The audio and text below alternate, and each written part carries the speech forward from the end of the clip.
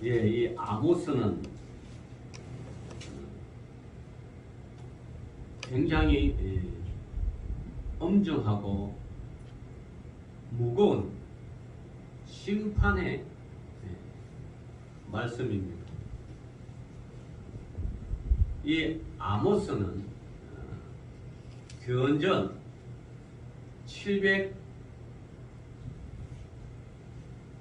750년 전에 북이스라엘을 향하여 길게는 한 5년간, 짧게는 몇 달간으로 북이스라엘을 향하여 말씀을 선포하는 그러한 선지자입니다. 특이할 점은 이 아모스는 남유다 출신으로 북이스라엘을 향하여 말씀을 선포한 자입니다. 그러니까 오늘날로 말하면 선교사죠, 선교사. 우리도 남북이 나눠져 있잖아요. 역시 이때도 남유다, 북이스라엘 나눠져 있잖아요. 물론 지금 우리나라의 현실은 남북이 철조망이 가로잡히고 서로가 국가로 유엔에서 인정받기 때문에 갈라 그러면 여건이 필요하고 여러 가지로 필요합니다만은 이 당시 남유다와 북이스라엘은 뭐 그렇게는 되지 않죠. 왕래는 할 수 있었죠. 뭐 여건 검사하는 것도 아니고 좌표 추추금을 받는 것도 아닌데 사람은 왕래는 했지만 정치적으로는 완전히 각자 독립된 그러한 이 나라가 남유다와 북이스라엘입니다. 우리가 요엘서 이전에 읽었던 선지서가 혹시 여러분이 기억할지 모르지만 호세아서입니다. 호세아서는 원래 북이스라엘 출신입니다.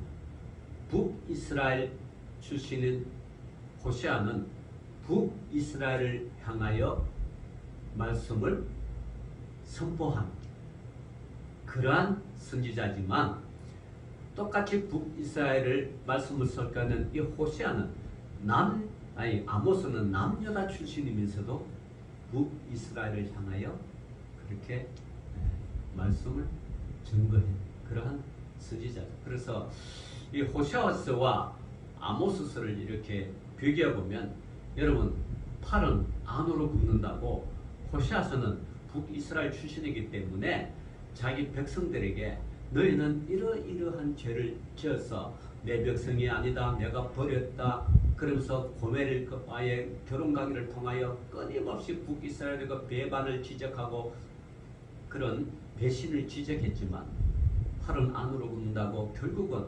북이스라엘이 회복하리라, 너희는 돌아오면 회복하리라 라는 그런 희망적인 메시지를 선포하는 게 이게 호세아서예요. 근데 반면에 남유다 출신은 아모스는 그렇지는 않습니다. 이 팔은 바깥으로 이게 이제 선지서를 읽어보면 이런 미묘한 차이, 똑같은 하나님의 말씀을 전가하는데 미묘한 차이를 이야기하는 거죠. 자, 여러분 우리가 선지자라고 말하면 크게 여러분 선지자 여러분 생각은 어떻습니까? 선지자는 무엇을 전가합니까? 선지자는 오직 하나님의 말씀을 전가하는 자가 선지자입니다.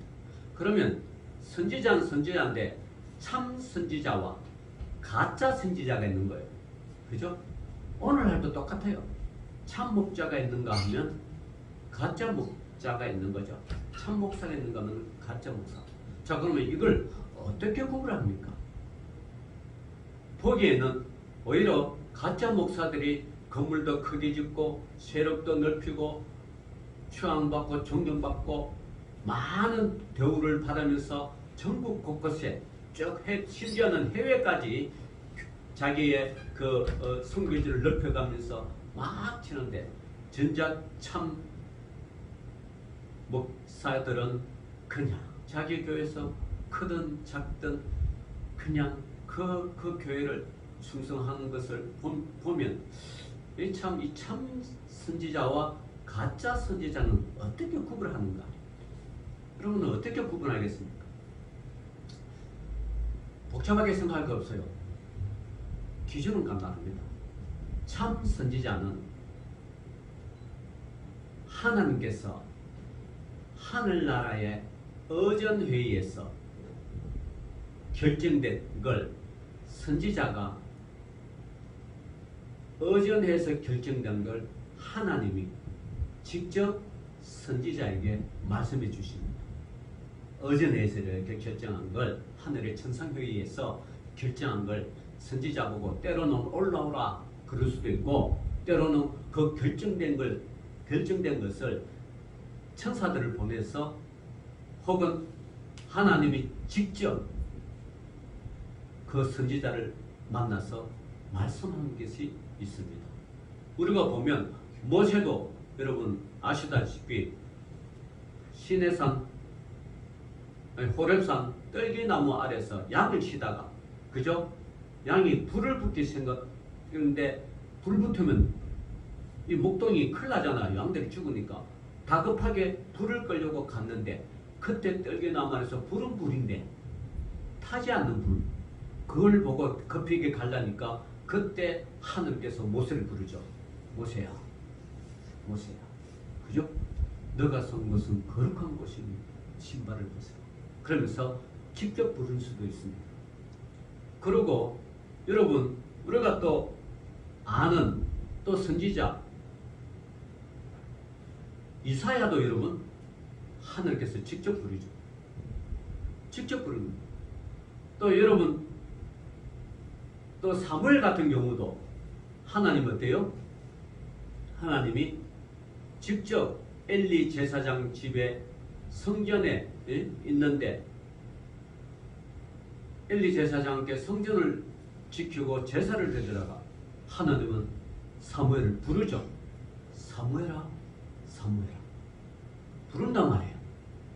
그죠? 그 쫓아가니까 엘리가 웬일이냐 그러니까 아니 엘리 제사장이 불러서 왔냐. 아 내가 안 불렀다. 돌아가서 자라. 또 자는데 또 부르는 거예요. 또 쫓아가는 거예요.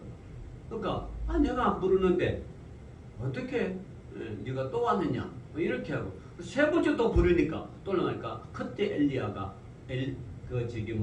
제사장 엘리가 아 내가 부르는 것이 아니라 하나님이 나를 불렀다. 그렇게 부르잖아요. 천상회의에서 직접 참석하든지 아니면 결정된 사항을 하나님이 직접 선지자에게 말씀하든지 혹은 주의 천사를 통하여 직접 전가하든지 이것이 누구요? 이것이 참 선지자예요. 참 선지자는 그 선포하는 말이 화든 복이든 직접 선포합니다. 다시 말하면 가미시켜가지고 요리해가지고 알아듣기 쉽게 이렇게 해가 입에 딱 먹기 좋게 속속 여주는 그런 게 아니라는 거예요. 그리고 이해하시겠습니까? 원색의 말씀을 전가해 주는 거예요. 근데 오늘날 많은 목회자들이 하나님 말씀을 들어서 간이를 많이 해요. 이렇게 만들고 저렇게 만들고 이렇게 만들고 저렇게. 그래서 입맛에 속속속속 여주는 거예요. 그러면 성도들이 생각하기를 야, 저 목사님 정말 설교 잘한다. 어쩌면 나한테 딱 맞는 말씀을 주시는가. 여러분 그런 말씀 많이 들어봤죠? 들어보셔서 안 들어봤어요? 들어보세요. 여러분 스스로도 그렇게 고백한가. 어떻게 하나님이 나한테 딱 맞는 말씀을 주시는가.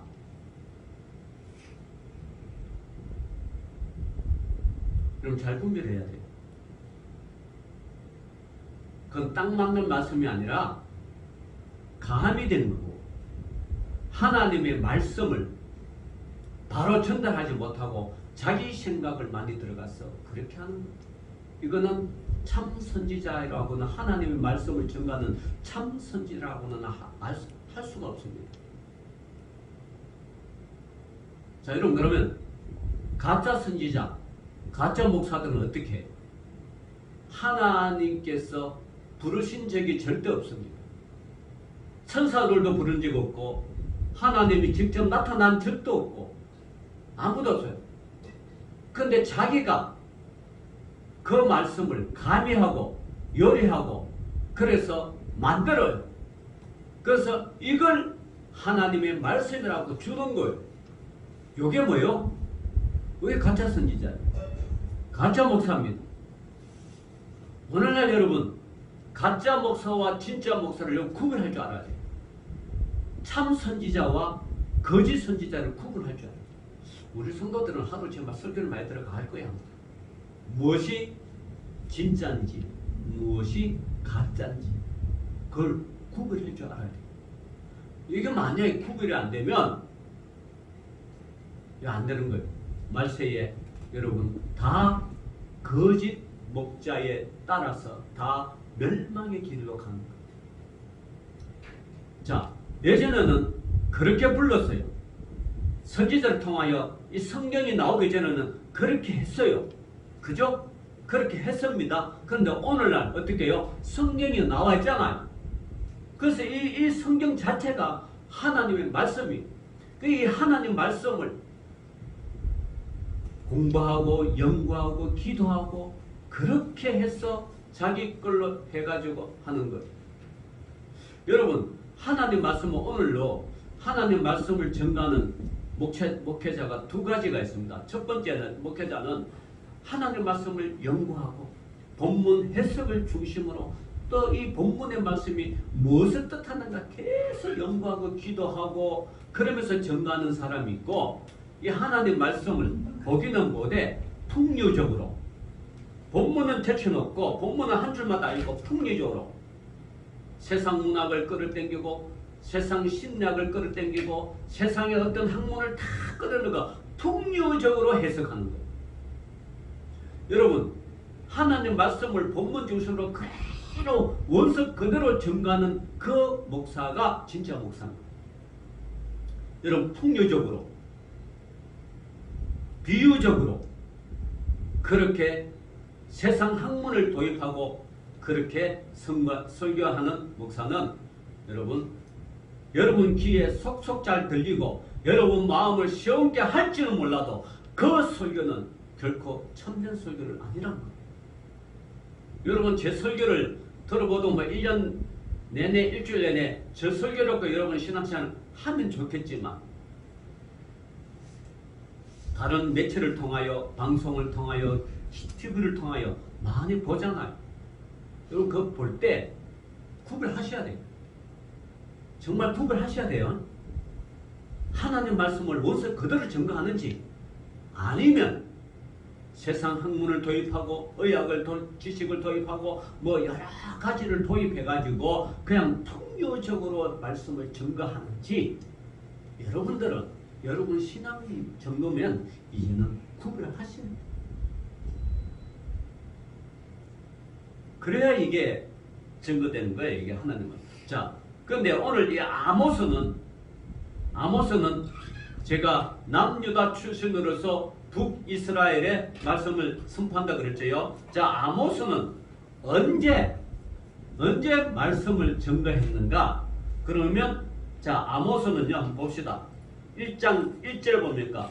유다왕 우시아의 시대, 곧 이스라엘의 왕 요아스의 아들 여로보암의 시대, 지진 전 2년에 도고와 목자 중 아모스가 이스라엘에 대하여 이상으로 받은 말씀이라 그렇게 기록하고 있죠. 자, 여기 두 왕이 나옵니다. 유다왕 우시아가 나오고 이스라엘의 왕 누구요?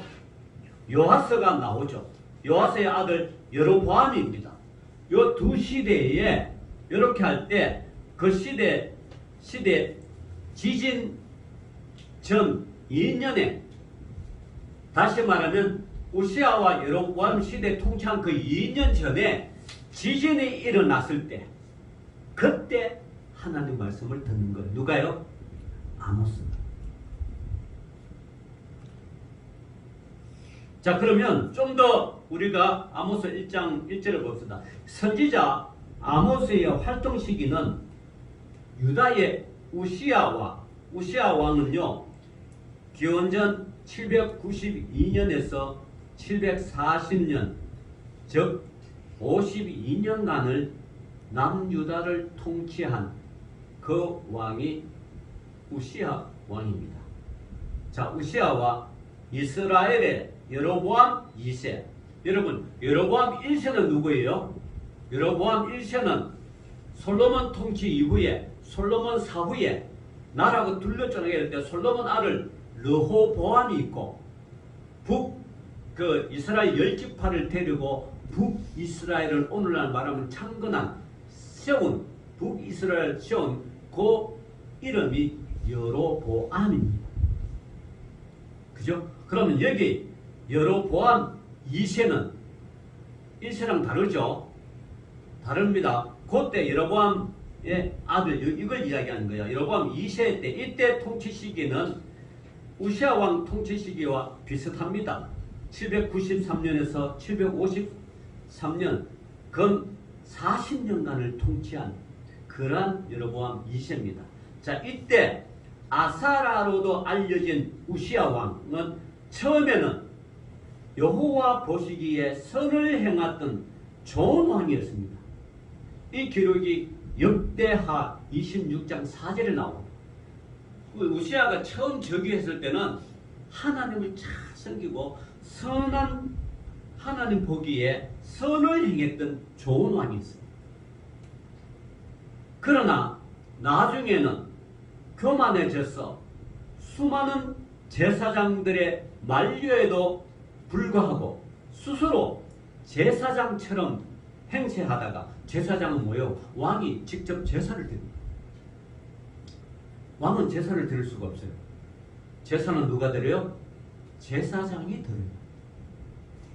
여러분, 지금 대통령이 이 나라를 통치한다고 자기가 전부 다 합니까? 안 되잖아요. 대통령은 행정부를 이끄는 행정부의 수반으로서 대한민국을 대표해서 그 대통령이지, 이 대통령이 사법부를 통제하고 입법부를 통제하면 이거는 대통령이 아닌 거예요. 그죠? 상권 분리 원칙에 이게 어긋나는 거예요. 그럼 대통령 탄핵되는 거죠. 그럼 마음대로 하면 안 돼요. 왜 옛날에 박근혜 시대 때 사법부를 통제하고 이러다가 탄핵 당했잖아요. 그죠? 그러면 안 된다는 거예요. 자, 그래서 그럼에도 불구하고 왕은 제사장 행세를 했다는 거예요. 제사장 행세를 하다가 하나님의 심판을 받아서 문둥병에 걸립니다. 문둥병에 걸려 비참한 종말을 맞은 사람입니다. 이게 역대하 26장 16절에서 26절 상세히 적혀 있습니다. 자, 우시아가 문둥병으로 인해 사람들을 접하지 못하게 되자. 왕은 여러 사람을 만나죠. 사신도 만나고 신하도 만나고 백성도 만나고 여러 사람을 만나죠. 그런데 문둥병 걸리면요, 율법에 어떻게 해요?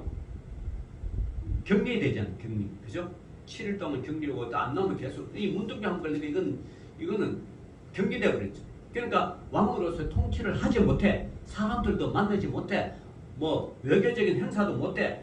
그렇게 자기가 문둥병에 걸려가지고 이제 왕궁에 있지 못하고 이제 나간 그 왕궁 밖에 별궁에 있었는지, 자, 그렇게 되자 그의 아들 요담이 아버지 우시아가 죽을 때까지 10년 동안 우시아 왕을 대신해서 대리 섭정, 다시 말하면 대리 통치를 하는 거죠.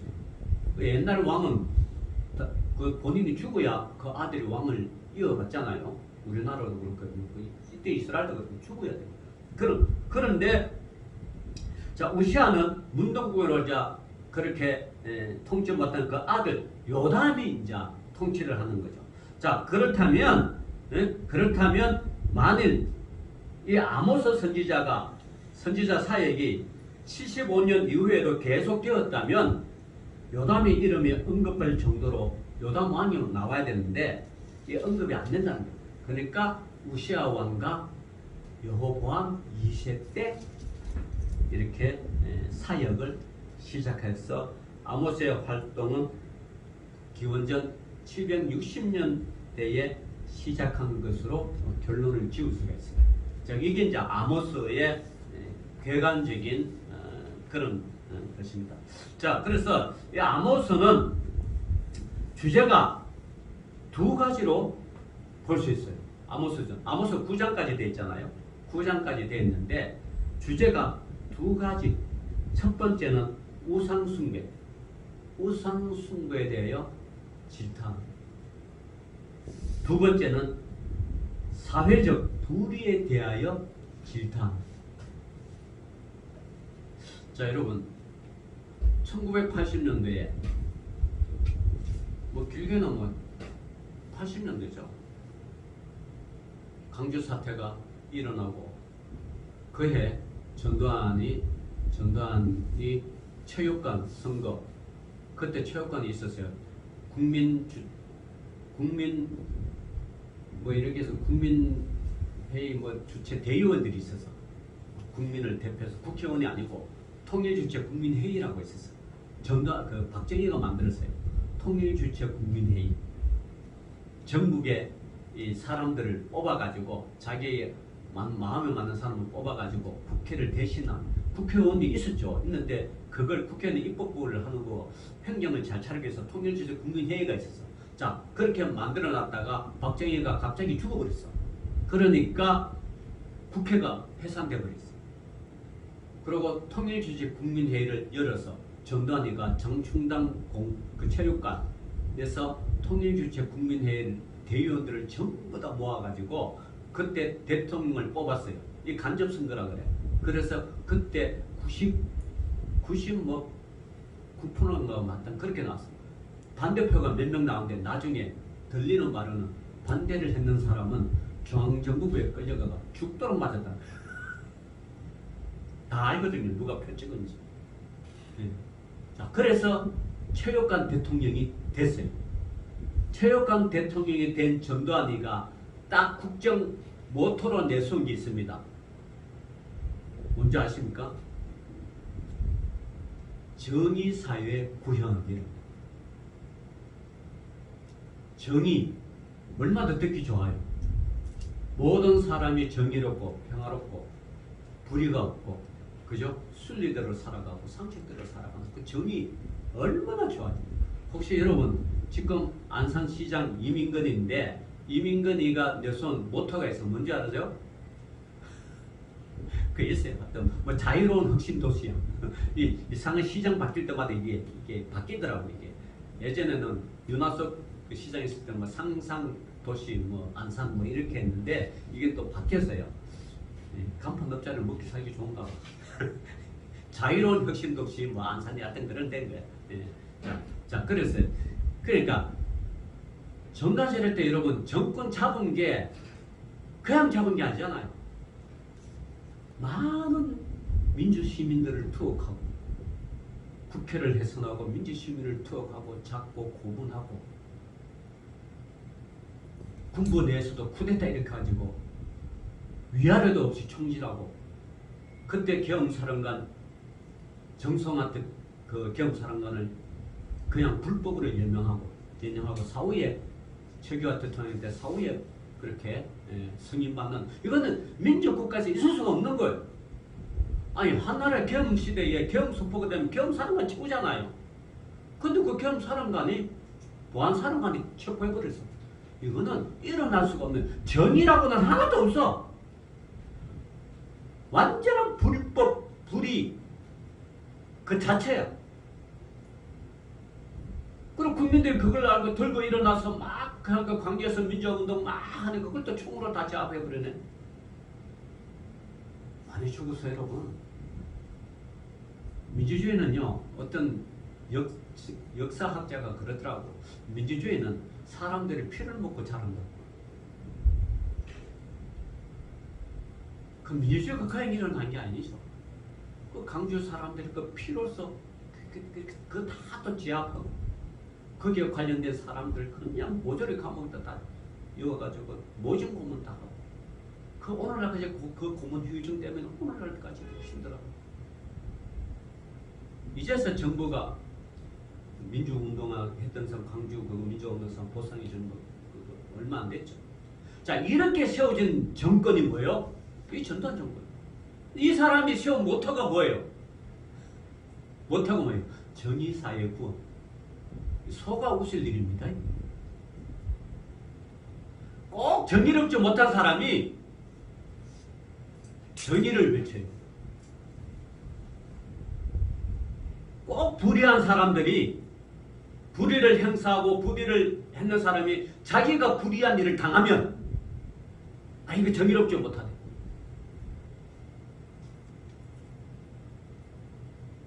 이스라엘, 특히 북이스라엘 사람들이요, 정의롭지 못한 사회였어요. 가진 자들은 못 가진 자들을 착취하고 억압하고, 하나님은요 늘 네 가지 사람을, 네 종류의 사람들을 하나님은 특별히 지칭해서 돌보라 그래요. 여러분 혹시 네 가지 사람 누군지 알아요? 네? 고아, 아버지가 없는, 부모가 없는 사람. 얼마 전에도 제가 지난번에 설교를 했죠. 청소년 쉼터 나와서 어떤 한 학생이 대학을 들어가게 돼서 500만 원을 국가에서 줬어요. 대학을 입학해가지고 그 돈으로 대학교 등록금도 하고 기숙사비도 내고 살았어. 지원이 끊겼어. 알바하면서 공부하다가 지쳐버렸어. 부모 있는 자녀들은 부모가 학비도 해주고 이것저것 부모의 그늘 속에서, 부모의 울타리 속에서 이것저것 돌봐주면서 다 하는데, 이 고아들은, 고아 출신의 학생들은 그런 게 없는 거야. 그러니까 알바하고 공부하고 지치다 생을 마감하는 사람이 벌써 2명이나.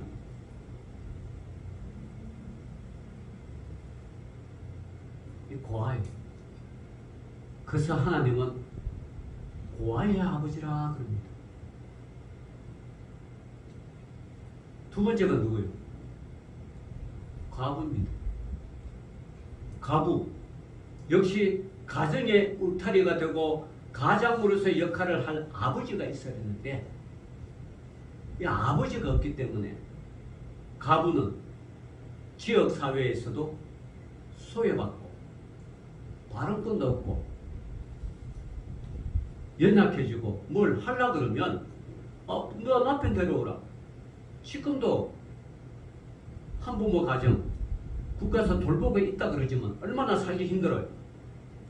이 당시, 지금부터 2700년 전에 이 당시 이스라엘 사회, 더구나 북이스라엘 사회, 남북할 거 없어요. 사회가 가부 얼마나 힘들어요. 오늘날처럼요, 한 시간당 국가에서 주는 최저임금 9천만 원 이상, 9천원 줘도 그나마 10시간 일하면 살 수가 있는데, 이 당시에는 그런 게 없잖아요. 뭘 하려도 할 게 없어.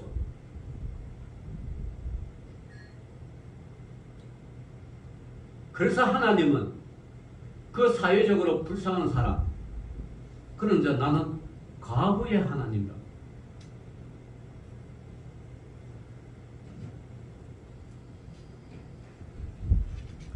또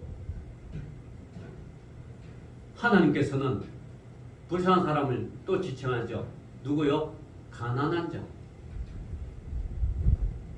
가난한 자. 아무리 일을 해도 요즘 흑수저. 가난을 벗어날 수가 없어. 그래서 심지어 논밭 팔고, 이 가난한 자가 왜 가난하게 됐습니까? 열심히 왜 일을 못해서 왜 가난을 벗어나지 못합니까? 사정이 있다는 거예요. 여러 가지 사정. 그 중에 병든 자, 병이 들으니까 어떻게 해요? 일할 수가 없잖아. 병이 들으니까. 오늘날도 여러분, 사회적으로 가난한 자 보면 다 지병들이 있어. 보건복지에서 왜 일 열심히 하지 않나? 한 5년 전에 이런 일이 있어요. 대한민국에. 이 사람이 차상이에요. 일을 해야 되는데 몸이 아파 일을 못해. 그래서 국민공단에서 나서 당신 사사상에 되지 말고 지원받으면 일을 해라. 안 그러면 이것마저도 떨어뜨려 버리겠다. 이 사람이 일을 하러 가서 아픈 몸을 일을 하다가 뒤갓길에 지병을 내서 서러져 죽었습니다. 그제서야 정부가 이 아픈 사람을 어떻게 좀 해야 되겠다. 꼭 우리나라 시스템은 뭔가 일이 벌어지고 죽고 국민의 공감대가 형성되고 왜 저런 날 정부가 왜 가면 이렇게 할 때 움직이는 거예요. 지난주에도 여러분 수원에 새모녀가 죽은 거 알죠? 여러분? 아무도 사실 새모녀가 방에서 죽어서 그것도 아무도 안 올려가 이웃에 시체 썩는 냄새가 나가지고 그래서 들어가서 그 새모녀 보니까 몇 년 전에 아버지가 있었어요. 아버지가 건강을 가지고 있는데 지병으로 죽고 아들도 얼마 안 있다가 죽고 새모녀 엄마는 완전히 뭐 움직이지 못한 딸들 다 병이 있는 사람이에요.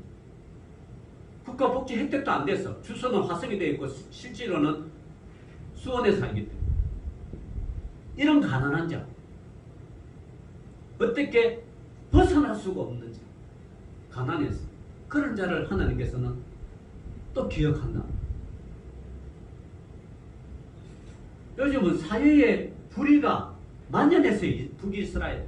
부자는요 가난한 자로부터 저당 잡힌 이 겉옷들 가져다가 자기 베개를 삼아서 자고 있어.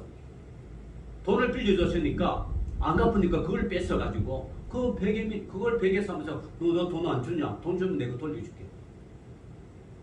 북이스라엘에 여러분 적이라고는 찾아볼 수가 없어. 불의한 사람. 또 하나님이 또 한 분류를 또 기억하십니다. 그게 누구예요? 그게 나그네입니다.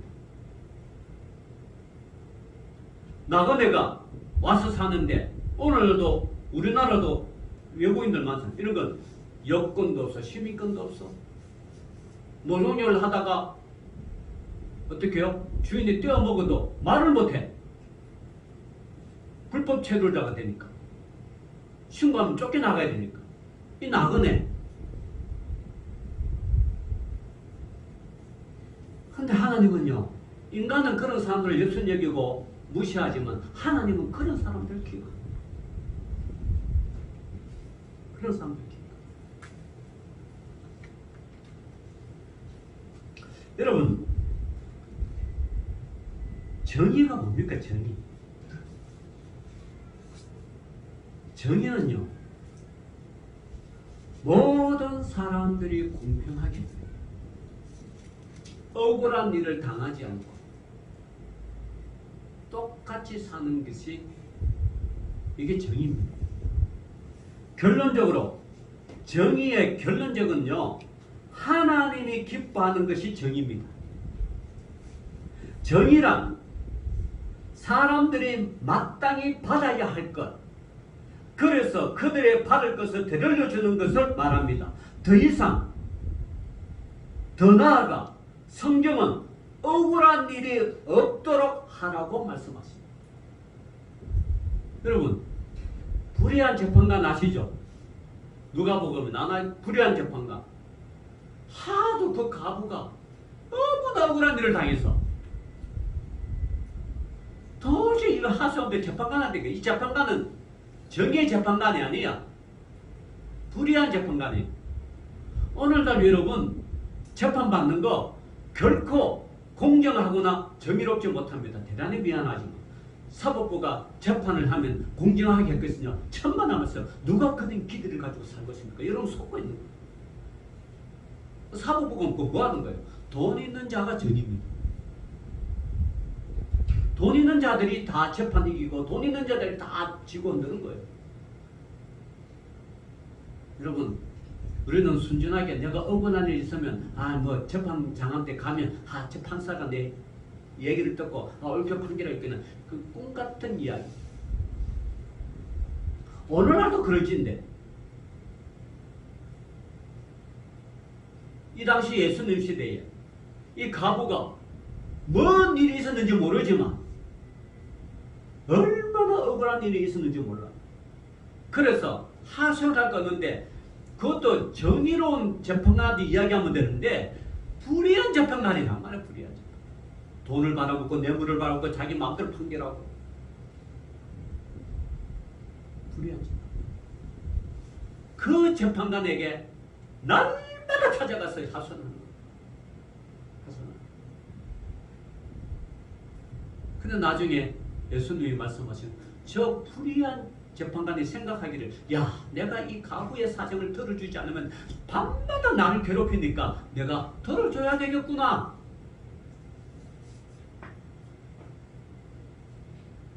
불의한 재판관도 과부에게 억울한 일을 다 보이네 그 재판을 소원을 들어주는데 하물며 하늘의 아버지시겠느냐.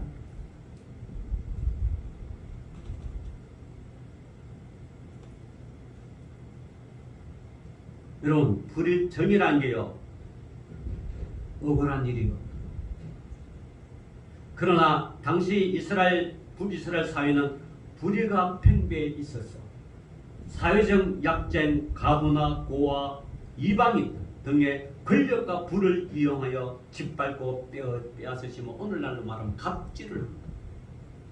갑질. 그들은 마땅히 받을 것을 돌려주지 않습니다. 그래서 아모스 2장 6절 7을 보면요. 여호와께서 이와 같이 말씀하시되 이스라엘의 서너 가지 죄로 말미암아 내가 그 벌을 돌이키지 아니하리니 이는 그들이 언을 받고 의인을 팔며 신 한 컬레를 받고 가난한 자를 팔며 힘없는 자의 머리를 티끌먼지 속에 발로 밟고 연약한 자의 길을 굽게 한다. 그러면 하나님이 원하는 정의란 뭡니까? 여러분, 우리가 이 정의란 건, 사회 속의 정의라는 거는 불의한 사람이 억울한 사람이 없는 게 이게 정의잖아요. 그러면 하나님이 원하는 정의란 뭘까요? 정의를 두 가지로 볼 수 있습니다. 하나의 정의는 불의한 사회에서 억울한 일을 당하지 않도록, 사회적인 불의가 경험하지 않도록, 억울한 일이 생기지 않도록, 설사 억울한 일이 생기더라 하소연하면 들어줄 줄 아는 그런 사회가 정의로운 사회죠. 그러면 하나님이 원하는 정의란 뭘까요? 하나님이 원하는 정의란요, 하나님의 창조 질서대로 만물이 정해졌을 당시 그대로 자기 자리에 있는 것을 말합니다. 반대로 불의는 다른 사람의 자리를 빼앗는 것입니다. 여러분, 동물 세계에서 왜 정의가 없는지 알아요? 동물 세계에서 정의는 힘이 곧 정의입니다. 강한 자가 정의예요. 그죠? 그래서 약육 강식과 같은 것입니다. 그런데 인간의 세계는 이게 불의라는 거예요. 결국 불의는 인간됨을 포기하는 것입니다. 여러분, 오늘날 한국 사회 정의로울까요? 불의한 사회일까요? 하나님이 보시기에도 불의한 사회. 인간은 하나님이 남자와 여자를 창조했습니다. 그런데 오늘날 이 성소수주의자들은 뭡니까? 남자와 여자 대신 중성. 나는 남자도 아니고 여자도 아니다. 중성. 그래서 유럽의 몇몇 나라는 이제 아예 중성이라고 여권을 표기해놔. 이거는 뭡니까? 창조 질서를 뭐요? 위배하는 일이잖아요. 결코 정의롭지 못합니다. 소돔과 고모라 같은. 남자와 남자가 결혼하고 여자와 여자가 결혼해도 인간 뭡니까? 인간의 인권이라는 이유로 그게 통용되는 사회. 이거 여러분 결코 정의로운 사회인가요? 불의한 사회인가요? 이런 세상이 정의로운 사회와 불의한 사회. 우리는 결코 지금 정의롭지 못한 사회에서 살고 있습니다. 이럴 때 아모스는 뭐를 해요? 정의롭게 살아라는 정의롭게. 더 이상 고아, 가부, 나그네, 가난한 자가 억압당하지 않는 사회. 이게 사회적인 정의요. 또 다시 바꾸면 하나님의 정의는 뭐예요? 창조의 질서대로 살아난 거예요. 창조의 질서. 남자는 남자, 여자는 여자. 또 특히 북이스라엘 같은 경우는 남유다 북이스라엘은 하나님이 시험나잖아요. 그러니까 그네들이 제사를 드리는 거예요. 제사를 드리는데 참 하나님에게 드리는 제사가 아니라 전부 다 뭐요? 우상에게 제사를 드리는 거예요. 그래서 우상 숭배가 그걸 안 하겠다. 한번 봅시다, 여러분. 봅시다. 자, 아모스 5장 21절에서 24절 다 같이 한번 읽어봅시다. 자, 아모스 5장 21절에서 24절 시작. 내가 너의 절기들을 미워하며 멸시하며 너의 성례들을 기뻐하지 아니하나니 너희가 내게 번제와 소제를 드릴지라도 내가 받지 아니할 것이요 너희의 살찐 기생의 화목제도 내가 돌아보지 아니하리라. 내 노래 소리를 내 앞에서 그칠지어다. 내 비파 소리도 내가 듣지 아니하리라. 오직 정의를 물같이 공의를 마르지 않는 강같이 흐르게 할지어다. 할렐루야. 자, 이게 이제 제가 역사적인 쭉 했잖아요. 처음에요. 이 아모스는요, 이스라엘 남주다 출생해서 북이스라엘로 갔잖아요. 처음에는 북이스라엘 사람들을 자 어떻게 했냐? 북이스라엘 사람들이 보면 1장 2절은 내가 그 이르되 여호와께서 시온에서부터 부르짖으며 예루살렘에서부터 소리를 내시리니 목자의 초장이 마르고 갈멜산 꼭대기에 마르되어다. 그러면서 이제 이 1장 3절부터 여호와께서 이와 같이 말씀하시되 다메섹의 서너 가지 죄로 말미암아 내가 그거를 돌이키지 않는다. 그래서 아모스가요 1장 2장은 열국 심판 신탁이 1장 2절에 열국을 향하여 막 죄를 지적해요.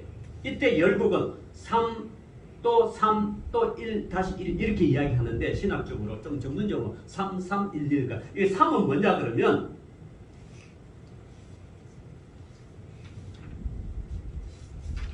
이때 이스라엘은요,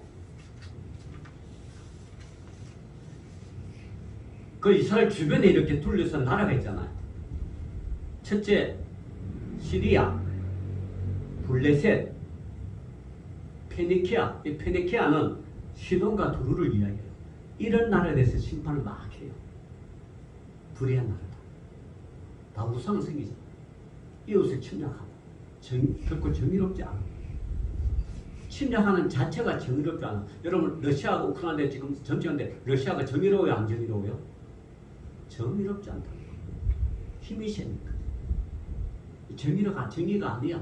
힘이 곧 정의야. 그 약육강식의 세계야. 지금 동물의 세계란 거지. 러시아가 하는 행동은 동물의 세계가 지금 하는 약육강식의 세계. 그래서 주변 유럽에서 그렇게 하면 안 된다고 지금 하는 거 아니에요. 동물의 세계 러시아가. 그래서 처음에 세 나라를 하나님께서 아모스가 북이스라엘에 가서 심판을 하는 거예요. 야, 저 하나님께서 세 나라를 심판다. 시리아, 블레셋, 페니키아 이 심판하니까 북이스라엘 사람 듣기에 아 그렇지. 저들은 다 우리나라를 지금 침략하고 괴롭히고 있는 거야. 그러니까 선포하니까 말 들을 거 아니야. 이스라엘 북이스라엘 기분 되게 좋을 거 아니야. 여러분 설교도 여러분 입맛에 딱딱 말해주면 얼마나 좋아. 그죠? 아 설교 잘한다 그럴 거 아니에요. 은혜 받았다 그럴 거 아니에요. 그러니까 아모스가 북이스라엘에 가서 그렇게 이야기야. 야, 저 시리아, 블레셋, 페니키아, 우리나라로 말하면 저 일본 곧 멸망하고 우리나라 사람 다 좋아할 거 아니야. 그죠? 자, 그런데 두 번째 또 세 명이라고 했죠. 세국인 에돔, 암몬, 모압을 또 하나님께서 징계하신다. 멸하겠습니다고 막 선포해요. 그러니까 북이스라엘 사람들이 저 아모스 사람 되게 좋네. 저 남유다에서 원한 나라 와서 이제 좋은 말만 한다. 우리 주변 이웃을 다 그렇게 쳐니까 하나님은 진정한 하나님이야. 진짜 좋은 하나님이야. 이렇게 얘기해야 될 거 아니요. 그러고 또 남유다를 또 죄를 책망하는 거예요. 북이스라엘 사람들은 남유다가 이렇게 해서 지금 힘들어 멸망할 거야. 그러니까 북이 사람들 너무 좋아요. 옳다 보니 내 눈에 가시 같은 저 남유다를 저렇게 하는. 나중에 아모스가 다니할 거 마지막 심판은 북이스라엘이다. 딱 얘기를. 그래서 아모스가 아마사한테 쫓겨나요. 아마사는 오늘날 북이스라엘의 오늘날 교회정 총회장 같은 분이 쫓겨나. 노회장, 총회장한테 너 남유다에서 왜 우리한테도 남유다가 어떻게 말을 들어보면 알죠. 말씨를 들어보면 전라도인지 경상도인지 강원도인지 말 들어보면 서울인지 말 들어보면 알잖아요. 너 남유다에서 너 그때 선지자잖아. 너는 농부잖아. 뽕나무 치는 농부잖아. 네 여와가지고 선지자 노라는 가. 쫓겨나는 장면이 나와. 그리고 북이스라엘. 이때 북이스라엘은 아까 처음에 얘기했지만 우상 숭배를 합니다. 그래서 오늘도 너희들이 생기는 그래서 아모스 5장 21절이야. 너희가 내한테 와가 베델에서 와가지고 베델은 오늘날 말하면 종교적인 성지예요. 근데 와가지고 막 절기라고 기뻐하고 소저 번제 막 들고 너가 다 그거 하는 것들 너가 너희 돈 내고 내한테 복 받기 위해서 그런 거 아니냐? 나는 그가 뭐요? 내가 돌아가 보지 아니하리라. 또 22절에 내 노래 소리를 앞세우고 거칠지으니 내 비파 소리도 내가 듣지 않아. 이 사람들이 교회 와가지고요, 막 찬양하고 막 할렐루야 막 불러. 그러니까 얼마나 어려운 거예요. 요즘 말하면 열린 예배 열린 음악 예배 막 불러요. 그런데 이네들이 돌아가서는 뭘 해요? 교회 와서는 열심히 찬양하고 막 하나님 부르고 주어주고 은혜 받다 축복받다라고 막 하고 정작 사회에 돌아가서는 뭐예요? 가난한 자 억압하고, 그죠? 나그네와 고용아들을 억압하고 그들의 재산을 착취하고 재물을 빼앗고. 이게 교회의 예배 생활과 실제 사회 생활이 다르다는 거예요. 이해합니까? 지금 제 설교를 이해하십니까, 여러분? 그리고 교회 온 사람들을 와가지고 막 억울한 사람 상담하러 오면 심리적인 상담으로 막 해줘가지고 이 가정은 이렇게 문제가 있기 때문에 이렇게 일하면 해결될 거야. 그러니까 하나님이 복 주실 거야. 그러니까 그 복을 봐가지고 내한테 11조 바쳐, 내한테 한목적을 바쳐. 그렇게 이야기하는 거예요 지금. 심리적인 거. 그래서 여러분 교회는 심리적인 거 그런 거 하면 안 돼요. 아셨어요? 가정이 어떻고 심리 그런 거 하면 안 된다는 거예요 교회는. 근데 오늘 많은 교회들이 그렇게 하네요. 가정 같은 교회 심리적인 교회 축복받는 속는다는 거예요 여러분. 그거 전부 다. 그러니까 하나님이 원하는 거고요. 정의란 거예요. 정의. 자 그게 이제 저 24절이죠. 24절 좀 다시 한번 읽어보세요. 자 시작. 오직 정의를 물같이 공의를 마르지 않는 강같이 흐르겠지. 정의가 물같이 막 흘려요. 이 흐르는 물을 공의가 마르지 않도록 계속 흘러야 되는 거야. 이게 사회적인 정의란 거예요. 이게 사회적. 더 나아가서는 하나님의 정의란 게 더 나아가서는 뭡니까? 하나님의 창조 질서대로 살아요. 자, 사회적 정의와 하나님의 정의 이제 여러분 이해하셨죠? 그래서 정의란 뭡니까? 정의가 물같이 흘려야 돼. 흐르긴 흐르되 가뭄이라고 말하면 안 돼. 공법이 마르지 않는 강같이 계속 흘러야 돼. 계속. 이게 지금 아모스 5장 24절에 하는 거죠. 다시 말하면 이 땅에 억울한 사람 없다고 무시당하고 학력으로 미수당하고 강남 강북 나가 강남 사람이 남은 사람 무시하고 서울이 지방을 무시하고 이러면 된다 안 된다? 안 된다는 거죠. 꼭 서울 사람 보면 딱 보면 뭐 대구 뭐 이런 저 뭐 부산 이런 거 보면 서울이 아는 이유로 지방이라고 그래요. 이거 자체가 뭐예요? 사람을 무시하는 거죠. 지방이 있고 서울이 어디 있어? 사람 사는 게 다 똑같지. 그럼 그렇지 않아요? 아버지가 원하는 게 그거예요. 정의가 물같이 공의가 마르지 않게 계속 흘러요. 근데 북이스라엘 사람들 그렇게 못해요. 그래서 심판합니다. 결국 심판당해 안 돼요. 당하죠. 722년에 아시리아에 가서 가난한 뭐 부자고 뭐 귀족이 다 싸그리 끌려가고 있어요. 그 전에 하나님이 750년에 아모스 선지자를 통하여 북이스라엘이 이렇게 살면 안 된다고 했던 그것이 불과 25년 후에 그런 일이 일어나버린 거예요. 이때 좀 회개하고 하고 하나님께 돌아왔으면 그런 일이 안 당하죠. 그걸 보고 또 유다 사람들이 좋아가지고 막 박수치. 그 역시 남유다 죄로 인해서 심판받아요. 586년.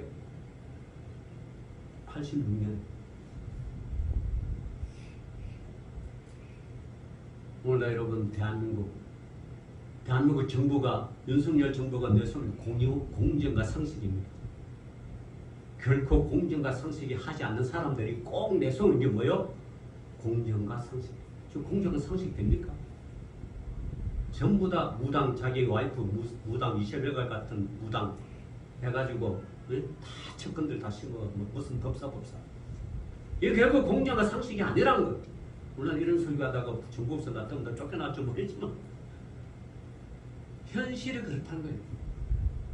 그럼 대한민국이라도 망하지 않는 법이 있어요 없어요? 대한민국이라도 망하지 않는 법이 있어요 없어요? 있다는 거예요. 정의가 물같이 흐르지 않고 공의가 마르지 않는 강같이 계속 흐르지 않으면 대한민국이라도 뭐 안 망했습니다. 여러분 저 북한에 저 옛날에 그 1907년도 평양 대부분 얼마나 거셌어요. 성령이 얼마나 불타올랐어요. 그런데 때가 되니까 망했어요. 정의와 공평이 흐르지 않기 때문에. 그러면 이 나라 대한민국도 결국은 저와 여러분이 믿는 자로서 똑바로 정의와 공평이 흐르지 않으면 망한다. 그걸 오늘 아모스 선지자를 통해 들려주는 오늘의 메시지입니다. 이 메시지를 여러분 잘 새겨듣고 여러분과 제가 사회적인 불의가 없고 진짜 정의는 하나님의 창조의 질서대로 회복되는 그날을 기억하면서 아모스는 뽕나무 치는 농부를 택해가지고 뽕나무가 이러면 돌감람나무에 오늘날 전남 영광에서 많이 생산되는 무화과예요. 무화과. 그 치는 농부를 데리고 와서 외칩니다. 말씀을 맺겠습니다. 오늘 설교가 좀 길어졌는데 정의가 뭐요? 물같이 공의를 말했지 않는 강같이 흘려가게 하시는 여러분의 정의로운 사회와 정의로운 하나님 말씀을 잘 우리가 받들어서 주님의 영광 돌리는 그런 백성이 될 수 있도록 주의 이름으로 축원합니다. 기도합시다. 하나님 감사합니다. 하나님께서는 아모스 선지자를 통하여 오직 정의를 물같이 공의를 마르지 않는 강같이 흐르게 하라는 이 말씀 잘 새겨듣고 이대로 실천하는 우리 믿음의 백성 되게 하여 주옵소서. 예수님 이름으로 기도 올리옵나이다. 아멘.